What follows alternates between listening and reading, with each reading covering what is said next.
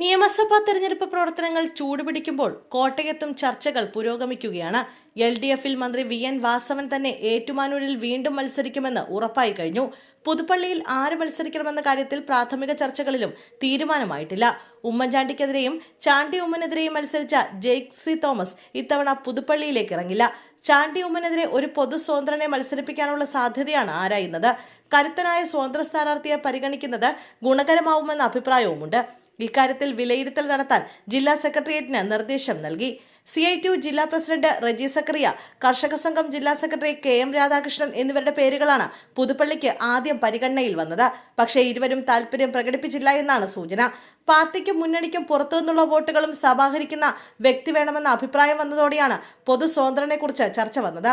കോട്ടയത്ത് സംസ്ഥാന കമ്മിറ്റി അംഗം അഡ്വക്കേറ്റ് K അനിൽകുമാറിന്റെ പേരിന് തന്നെയാണ് പ്രഥമ പരിഗണന.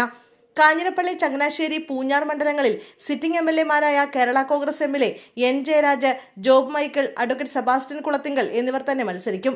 വൈക്കത്ത് CPIയിൽ 2 ടേം എന്നതിൽ ഇളവ് ലഭിച്ചാൽ CK ആശു തന്നെ വീണ്ടും രംഗത്തിറങ്ങും. പാലായിൽ കേരള കോൺഗ്രസ് M ചെയർമാൻ ജോസ് കെ മാണി സ്ഥാനാർത്ഥിയാകും.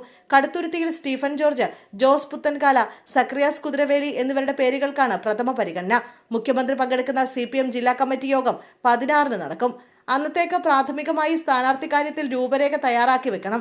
കഴിഞ്ഞ ജില്ലാ കമ്മിറ്റിയിൽ മുഖ്യമന്ത്രി പങ്കെടുക്കുമെന്ന് കരുതിയെങ്കിലും അദ്ദേഹം കാഞ്ഞിരപ്പള്ളി ഒരു പരിപാടിയിൽ പങ്കെടുത്ത് മടങ്ങുകയായിരുന്നു.